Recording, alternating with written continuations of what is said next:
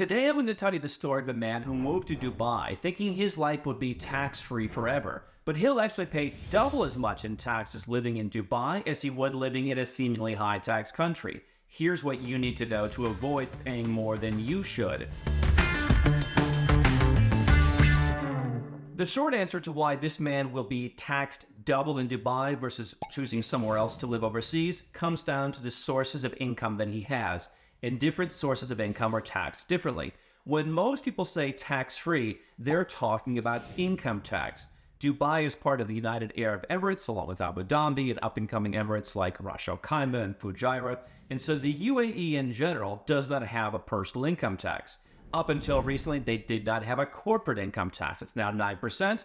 But if you have a free zone company and you manage it within certain rules, those free zone companies could also be 0%. And so someone who's not doing business locally in the UAE, but just living there and running a company, either a free zone company or potentially certain companies overseas, can basically pay zero tax on their entire life. Now, there's certain constraints on that for Americans. This man is not an American. I'm going to tell you why that actually may be an issue in a moment. The kinds of tax that this gentleman is potentially liable for includes, among other things, royalty tax. He's written numerous books. He owns different kinds of multimedia rights to things like movies, for example. And so he's getting royalties from those things that were produced and that are sold in the United States. He also has a YouTube channel. And so he runs ads on that YouTube channel. Much of his YouTube audience is American. And so the US came out a couple of years ago and said, if you're earning money monetizing your videos on YouTube, not necessarily by selling sponsors directly, but through the YouTube program, you are liable for US tax on the people who are watching those videos in the US. If your audience isn't in the US, then no big deal. But if you're like many English-speaking channels that has 40 or 50% of your audience coming from the US, then theoretically at least 40 or 50% and potentially more, because advertising rates in the US could be higher, of your income is subject to this tax. And so when you have income that is sourced to a particular country, it could be royalties. It could be things like rents, for example, right? You can live in Dubai, but if you have income producing properties in other countries, living in Dubai doesn't protect the source of that income that comes from somewhere else. He also is reinvesting some of that money into dividend stocks in the US, bank stocks, energy stocks, etc. Here's the issue. You can move to the UAE and you can, again, personal income from services, personal income from a job, whether it's in the UAE or someone else. The UAE says, hey, that's going to continue to be tax-free, but we want people to be able to live here and pay 0% tax.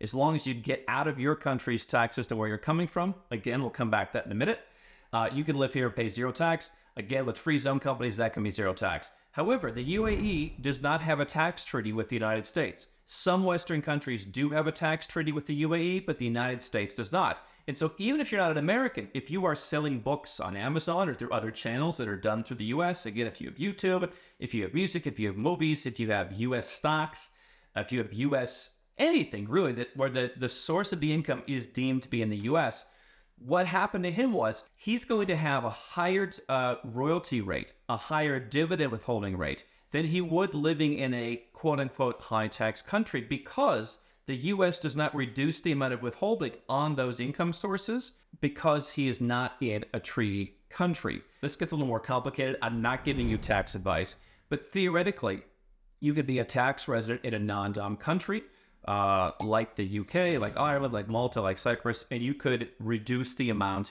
of the withholding tax because the US says, and other countries do this as well, hey, you're living in a country that we think is reasonably taxing people, and so you're going to get a reduced rate.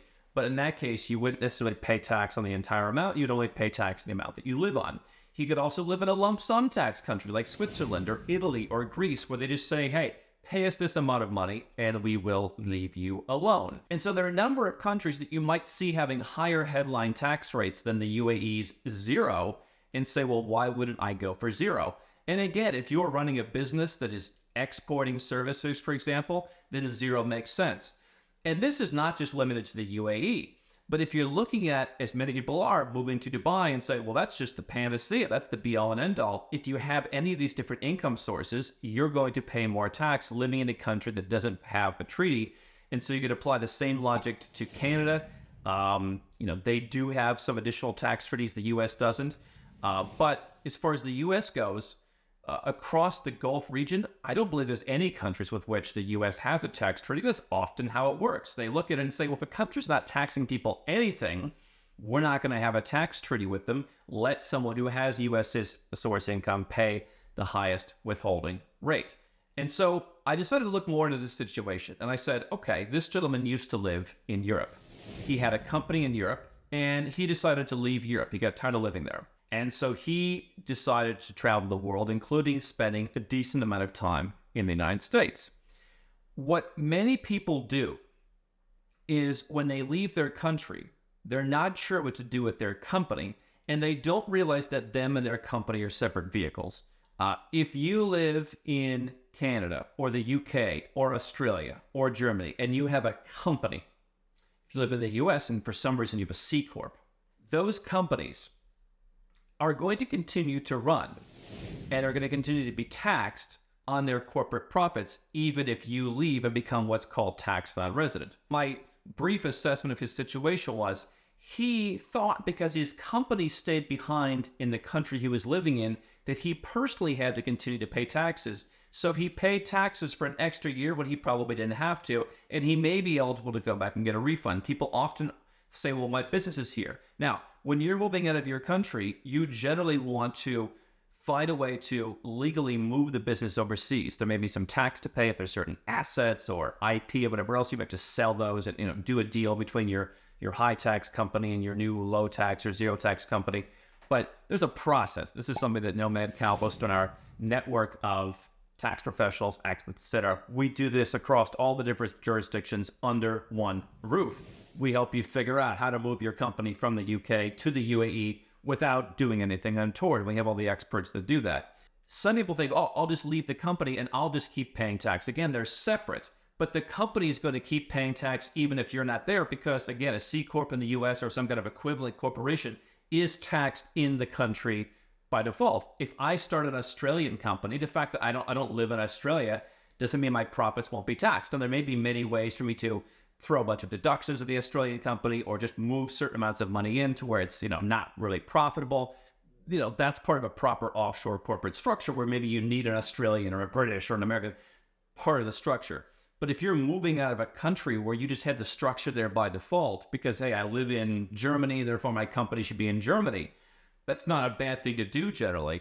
But you want to move the company out and then you want to move yourself out. And what I saw was he continued to pay tax at the company level, but he also continued to pay tax on the corporate level. He should have gotten properly taxed on resident first, not paid the personal tax, continued to pay corporate tax only on the profit. He could have taken some of that money out in his situation as a dividend tax-free and then migrated the company later. The other issue is, I think he might have spent too much time traveling in the United States. What people don't realize is, even if you're not a U.S. citizen or a U.S. green card holder, if you just hang out for too long in the U.S., you can be liable for tax, and that triggers all the same requirements as a citizen would have. Reporting your foreign bank accounts, reporting your foreign corporations. People think, oh, they won't know. Believe me, they'll know. And by the way, if you are a visa waiver program national, if you've got a good passport, UK or any of the European, Australian passport, they know when you come in an ESTA, they'll send you an email. Hey, you're approaching the end of your time. Make sure to get out so we can welcome you back again. Other people get things like E2 or O1 visas, but you have to watch out that you don't become tax resident in the US. And so my overall assessment of this situation, the big part was for everyone thinking that moving to Dubai means you'll never pay any taxes ever again. You're probably missing some things when it comes to royalties, when it comes to dividends, both from certain companies, both from stocks you own.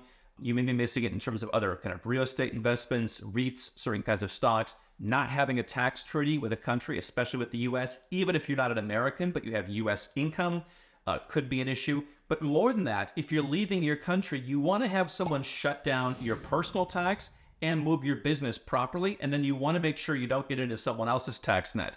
If you want to move directly from your country in Europe or anywhere in the world to the UAE, as long as you take care of what income sources won't be covered under the UAE and you'll still pay, fine. But make sure that you're moving everything out.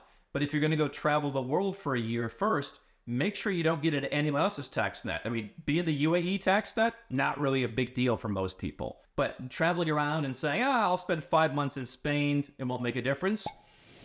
There's some cases where it would, depending on your travel pattern. And so I think a lot of people are missing the holistic element. Number one, they're following the herd and they're saying, oh, Dubai, that's the place to be. Just as Portugal is the place to be, just as Estonia e-residence was the thing to have, just as Bangkok was the place to be, there's always a place to be. Nomad Capitalist has helped people move to 31 different tax-friendly countries. Most people don't realize the options available, and most people don't realize what I just told you. That in some cases, depending on where your income comes from, you would pay less tax living in Italy or Greece than you would living in the UAE. Now, if you just run a software business, that may not be true, but it's worth understanding every single place your income comes from. It's also worth understanding that if you move your business to the UAE and you keep remnants of it back in high tax countries, that may poison the UAE structure that you've created unless you properly segregate things like employees or manufacturing into their own separate entities back at the source. That's where that offshore corporate structuring I talked about earlier comes into place. So the idea is that moving to Dubai isn't as simple as it seems. Most people just think they leave their country, they never file a final tax return, they leave. It's just most people are doing it wrong.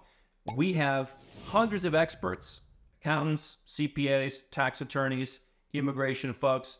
If you are earning more than $500,000 a year, you need someone to make a plan, and you need it to be executed on a global level. What happens in the country where you're living, the country where your employees are, the country this income is sourced from, connects with where it is you're going to. And if you're just taking one country at a time and not putting everything together under one roof, you're going to make mistakes like this. In this case, I found 4 mistakes in about 2 minutes of hearing the story.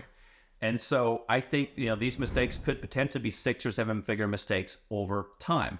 Don't do that. That means don't follow the herd, and it means do have a holistic plan that covers all the jurisdictions. A lot of people will sell you a company in Dubai. There's thousands of these companies, but they're not going to know how to fix your taxes at home. They're not going to have a clue.